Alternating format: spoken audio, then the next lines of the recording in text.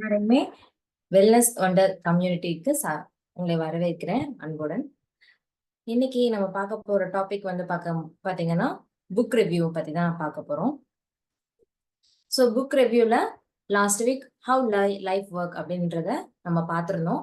அதோட கண்டினியூட்டி தான் பார்க்க போறோம். வாழ்க்கை எனும் மாயாஜாலம். ஆண்ட்ரியூ மேத்யூஸ் அப்படிங்கிறவங்க இந்த புக்கை ரிட்டன் பண்ணியிருக்காங்க. ஸோ போன வாரத்தோட கண்டினியூட்டி இந்த வாரம் பார்க்க போறோம். ஸோ என்னெல்லாம் இந்த ஆத்தர் இன்னும் சொல்ல வராங்க அப்படிங்கிறத நான் படிச்ச கண்ணோட்டத்துல இருந்து உங்களுக்கு வந்து சொல்றேன்.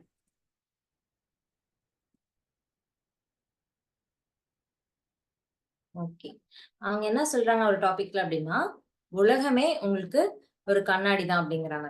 உலகமே கண்ணாடியா அப்படின்னா நம்ம வந்து நம்ம அழகுபடுத்திக்கிறதா அப்படின்னா அது இல்ல. நம்ம உள்ள என்ன நினைக்கிறோம், நம்ம எப்படி ஃபீல் பண்றோம், அதுதான் நம்மளுக்கு வந்து வெளிய பிரதிபலிக்கும் அப்படிங்கிறாங்க.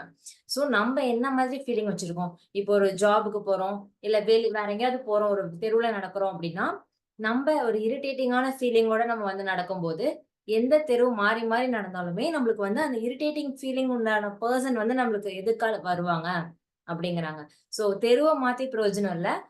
நம்மளோட எண்ணங்களை நம்ம வந்து சரி பண்ணிக்கிறோம். நம்ம என்ன மாதிரி ஃபீலிங், நம்ம வந்து ஒரு நல்ல விஷயங்களை நம்ம நினைச்சு நம்ம நல்ல ஃபீலிங்கோட இருக்கோமா, ஒரு நன்றி உணர்வோட, இல்லைன்னா ஒரு நல்ல நான் நல்லா இருக்கேன் அப்படிங்கிற மாதிரி உணர்றோமா, இல்ல நம்ம எப்படி உணர்றோங்கிறதுக்கு தகுந்த மாதிரி தான் நம்மளோட மத்த பர்சன் வந்து நம்மளைய ஆக்ட் பண்ணுவாங்கங்கிறாங்க. சோ இப்ப ஏதாவது நம்ம ஜாப் சேஞ்ச் பண்ணணும்னா சேஞ்ச் பண்ணிக்கலாம், ஒன்னும் பிரச்சனை இல்ல. ஆனா அங்க போயிட்டு நம்ம என்ன மனநிலையில இருக்கோங்கிறது ரொம்ப ரொம்ப அவசியம். சோ நம்ம ஒரே மாதிரி மனநிலையிலேயே நம்ம வந்து கண்டினியூ பண்ணிட்டு இருக்கும்போது, நம்மளுக்கு எந்த ஜாப் மாறினாலும் அதே மாதிரி மனநிலை உண்டான சரௌண்டிங் தான் நம்மளுக்கு கிடைக்கும். சோ நம்மளுக்கு நம்மளுக்கு நம்மளே தான் ஹெல்ப் பண்ணிக்கணும். அதான் சொல்றாங்க. நம்ம வந்து நம்ம கிட்ட தான் சேஞ்ச வந்து பார்க்கணும். நம்ம வந்து வேல்யூ பண்ணாம, நம்மளோட டைம வந்து வேல்யூ பண்ணாம, மத்தவங்க என்னோட டைம வந்து வேல்யூ பண்ண மாட்டேங்கிறாங்க அப்படின்னு சொல்லி எந்த ஒரு பிரயோஜனமும் இல்ல.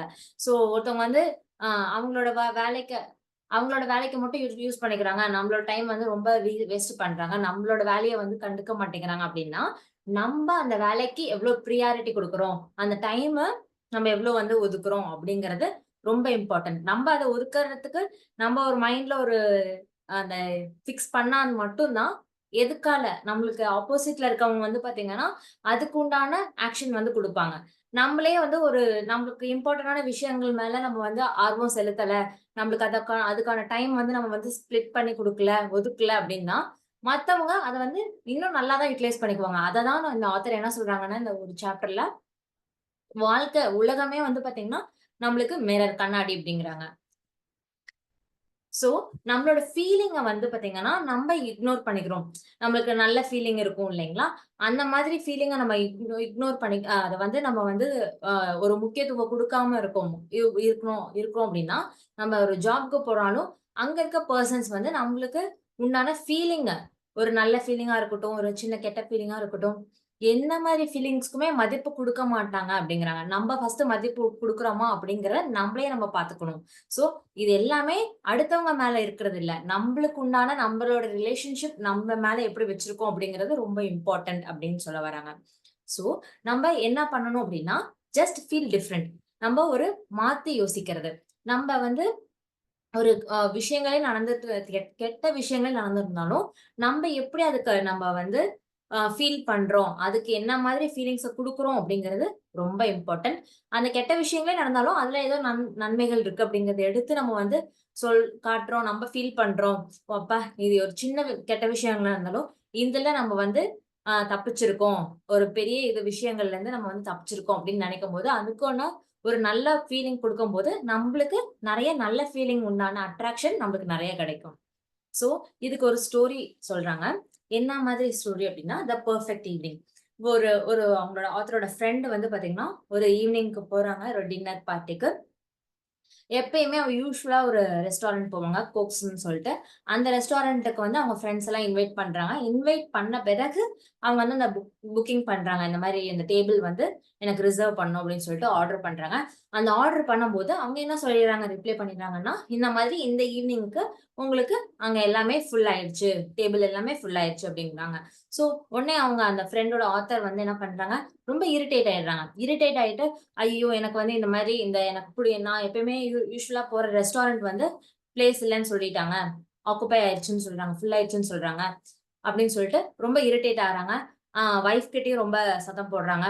அப்புறம் வேற ஒரு ரெஸ்டாரண்ட் போறாங்க. வேற ஒரு ரெஸ்டாரண்ட் போயிட்டும், அங்கேயும் அவங்க வந்து நல்லா சாப்பிடாம, அங்க இருக்க குறைகள மேலேயே வந்து பார்த்தீங்கன்னா, கவனம் செலுத்த ஆரம்பிக்கிறாங்க.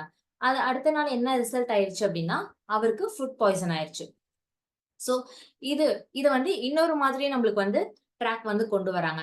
எப்படி அப்டின்னா, நம்மளுக்கு அதே அவரு த சேம் பெர்சன் அதே ரெஸ்டாரண்ட்க்கு புக் பண்றாரு. அதே ஃபுல் ஆயிருச்சு.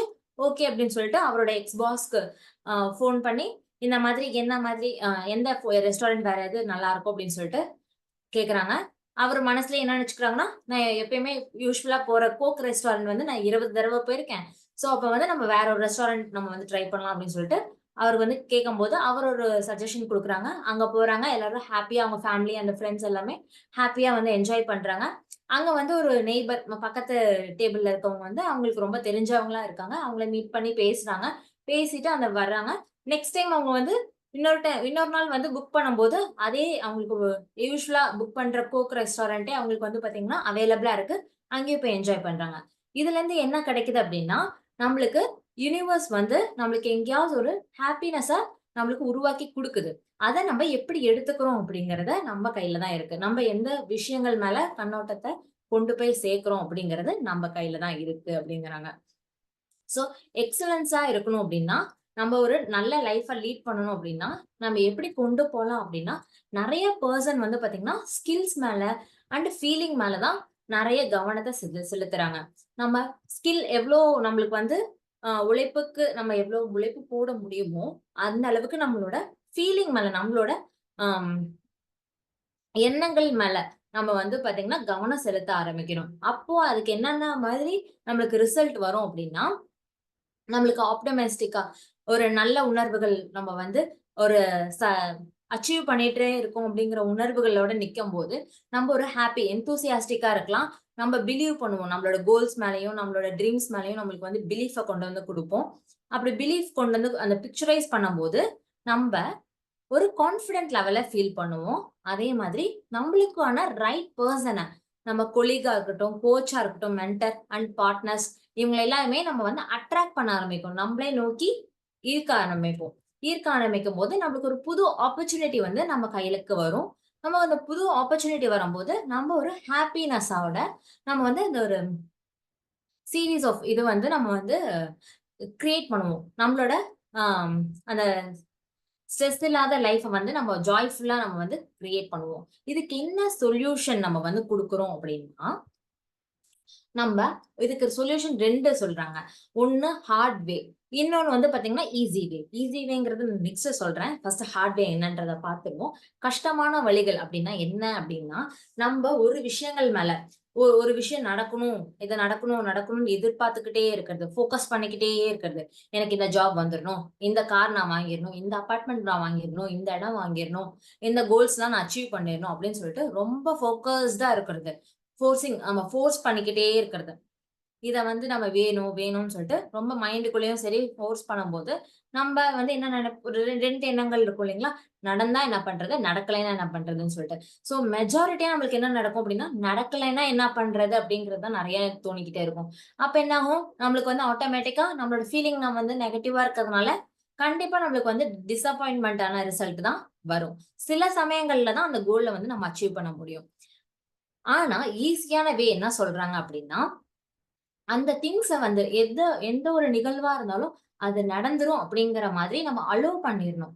ஃபோர்ஸ் பண்ணக்கூடாது. அலோவ் பண்ணும்போது, அது லெஸ் ஸ்பெசிஃபிக்கா இப்போ ஒரு ஒரு விஷயங்கள் மேல நம்ம வந்து ரொம்ப குறிப்பிட்டு நம்ம சொல்லாம, நம்ம வந்து ஒரு ஓகே இந்த விஷயம் எனக்கு வேணும் அப்படின்ற மாரி லைட்டா குடுத்துட்டோம் அப்படின்னா, கண்டிப்பா நம்மளுக்கு தேவையான ஒரு car, apartment, job, vacation package எல்லாமே வந்து பாத்தீங்கன்னா, நமக்கு ஈஸியா வந்து கிடைச்சிரும் அப்படின்றத தெரிவிக்கிறாங்க. சோ, இதுல நம்ம என்ன பண்றோம், ரொம்ப வந்து பாத்தீங்கன்னா, மைண்ட்ல நம்ம வந்து இது நடந்துரணும். ஆக்ஷன் இந்த விஷயங்கள் வந்து நடந்துரணும் அப்படிங்கிற ஒரு ரொம்ப எண்ணங்கள குடுக்காம, ஈஸியா விடும்போது, நம்மளுக்கு வந்து அத நடந்தே தீருது அப்படிங்கிறாங்க. இது என்ன சொல்ல வராங்க அப்டின்னா, இட் சீம்ஸ் உங்களோட கோல்ஸ்க்கு எல்லாத்துக்குமே, உங்களோட கொஸ்டின்க்கு எல்லாத்துக்குமே நீங்க ஆன்சர் பண்றதுனால, உங்களுக்கு ஈஸியா எல்லாமே கிடைச்சிடும் அப்டிங்கிறாங்க.